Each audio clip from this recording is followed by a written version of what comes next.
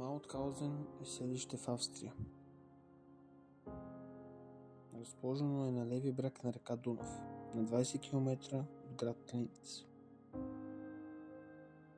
По време на Втората световна война селището е център на комплекса от концентрационни лагери Маутхаузен, построени през лятото на 1940 година.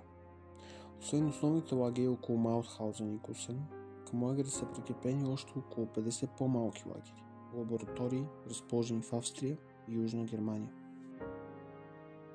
Лагерът е най-голямата лаборатория за различни изследвания върху хора, включително инжектиране на химикали и отрови в кръвта, ампутации и други, извършвани под контрола на така наречения доктор смърт Ариберт Хайм.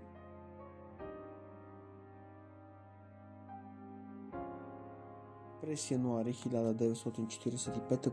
в лагера се намират около 85 000 лагерници. В различни периоди на Втората световна война в лагерите от комплекса се намират между 122 000 и 320 000 лагерници. Въпреки, че комплексът е сред първите, създадени от нацистите, т.е. между последните, освободени от силите на съюзниците през 1945 година. Двата главни лагера, Маутхаузен и Гусен 1, са единствените лагери в Европа, които са категоризирани като лагери клас 3, в които са изпращани хора, определени като, например, непоправими политически противници на Райха. В лагера по официалните списъци има 17 българи, но по непотвърдени данни те са 19.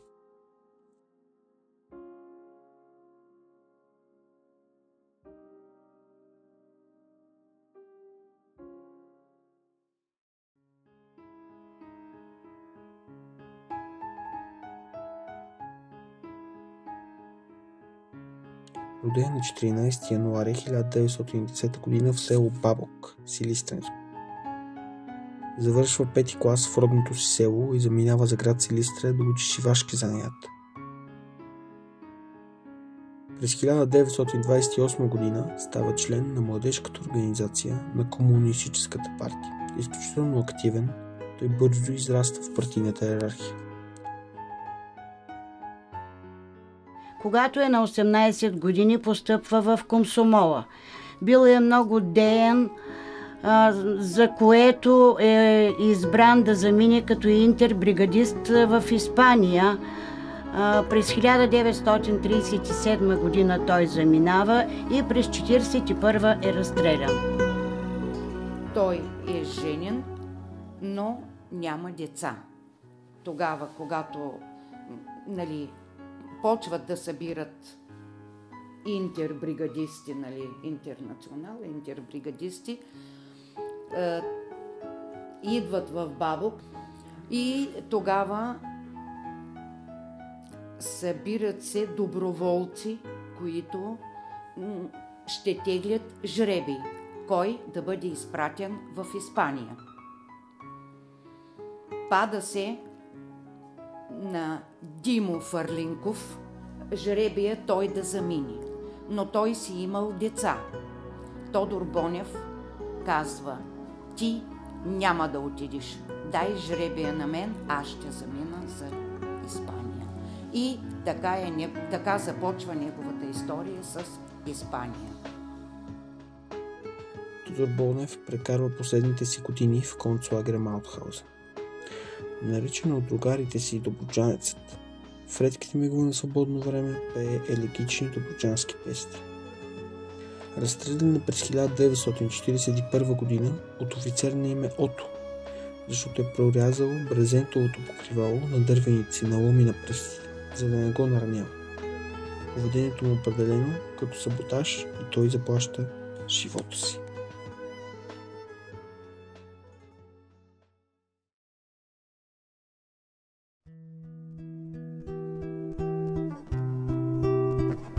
Марин Чуров е роден на 17 април 1917 г. в село Красен, Русенско.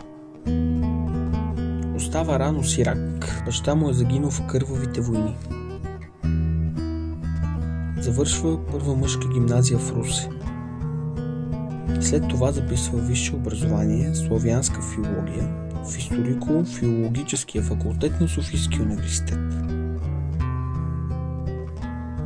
Добре дошли в село Красен. Марин Чуров е известно, познато име за нашето село. За съжаление е живял тук доста кратко. Излязъл е като младеж и не се е върнал повече, но последствие историята го настига и разказва за него, че е успял българин, минал е през доста изпитания в живота и в крайна сметка е оставил и прославил нашето малко, красиво село. През 1936 година започва Испанската гражданска война. Марин Чуров търси възможност да се включи в борбата за защита на републиката в Испания. Такава възможност се разкрива през 1937 година, когато с спестените пари от сирачката си пенсия той финансира пътуването си до Париж с туристическа фирма за посещение на световното изложение. От Париж започва пътуването през Южна Франция до Испания. След разгрома на революцията, Марин Чуров, заедно с други интербригадисти, предприема по заръка на Комунистическата партия връщане към България, за да се включат в борбата срещу фашизма на българска земя. Преминават през Франция, Белгия, където са задържани от немски войници, през различни лагери в Германия и накрая достигат до Маутхаузен, Австрия. Тук той престоява цели 5 години до май 1945 година, когато лагерът е освободен от американските войски.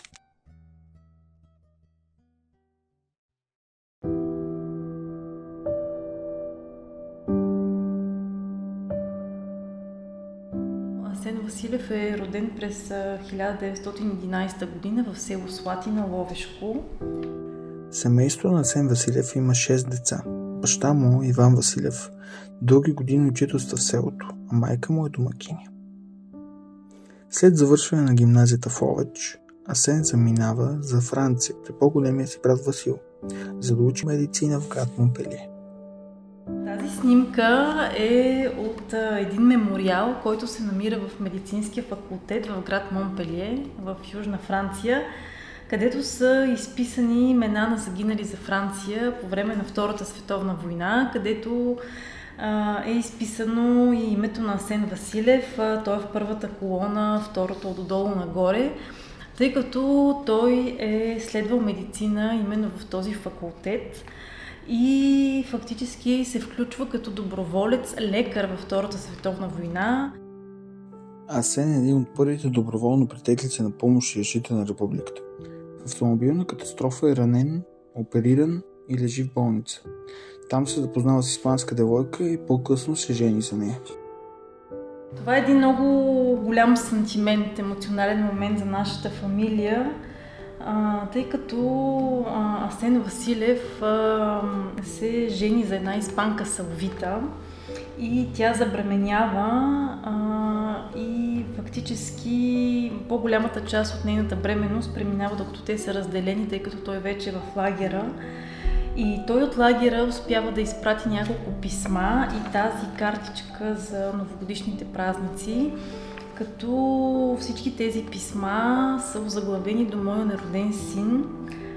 Аз съм ги виждала лично. Те са написани с писалка, с мастило и на различни места в тези писма мастилото е размазано. Асен така и не вижда сина си. Всъщност, сина му се казва Иван и се ражда и израства като френски гражданин. Като в един момент той знае за произхода си от майка си Салвита, която е испанка, и силно се интересува от България и от българския си корен.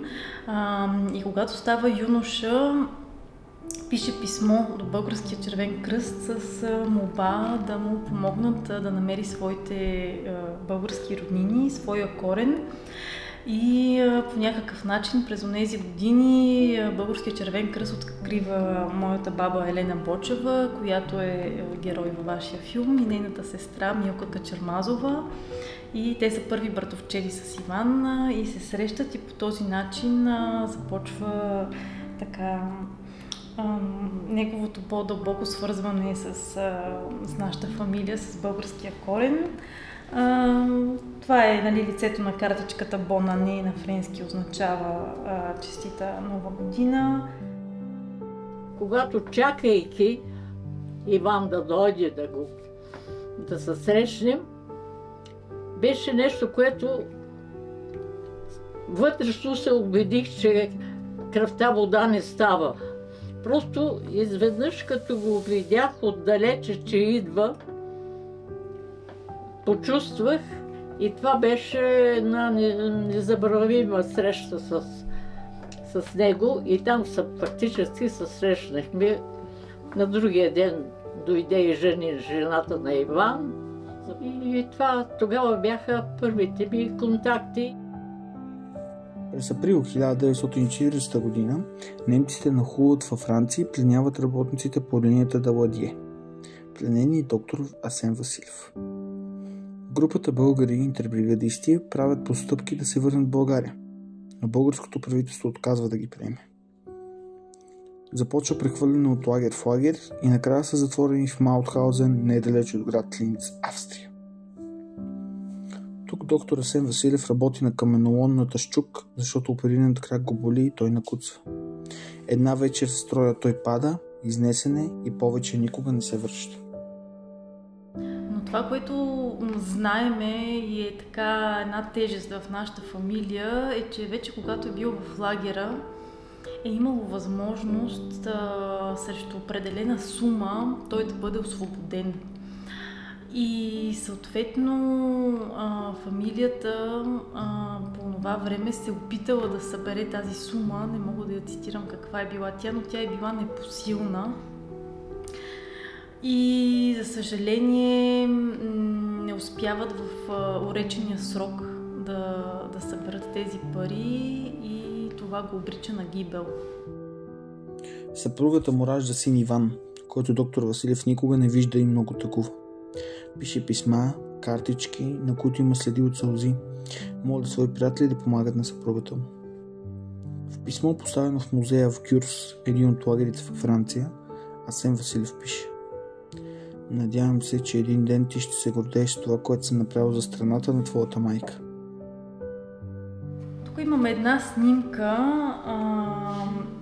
на която присъства неговия син Иван, за който говорим, за съпругата му Жанин и дъщеря им Лидия, както и други наши родственици. Снимката е правена в село Слатина по време на откриването на паметника в памет на Асен Василев. За съжаление този бюст е бил откраднат и към днешна дата паметника не съществува. Иван Василев издира своите роднини в България и посещава родното място на баща си. Неговите наследници от Франция, които живеят в Пол и близките му от България, поддържат постоянни контакти. Идвали много пъти в България и поддържахме с тях връзки. И сега продължават децата връзките. Ето Лидия съобщава, когато се ожени, вече децата по други поколения се появиха в тая семейна среда. И така живота продължава на основата на тази връзка, която е създадена между Войчо Асен и Война Салвица. Веднъж съм посещавала тяхната къща в Совиньон. Беше си роднинско, много приятно изживяване, като най-близки хора. За съжаление, те не говорят български, разговорът беше на френски. По-късно така се случи, че Лидия, внучката на Асен, беше в България, точно когато беше моята сватба, така че имам трайни спомени от тогава. Това е един документ, когато вече са се открили Иван Василев, неговия син, с моята баба и нейната сестра и въобще другите роднини от Слатина. Цялата фамилия получава покана да дойде в България и по протокол се изисквал това удостоверение, кой поема ангажимент за тяхното настаняване и грижа за тях по време на престой в България, тъй като са всички френски граждани и такъв е бил протокол по време на комунистическия режим.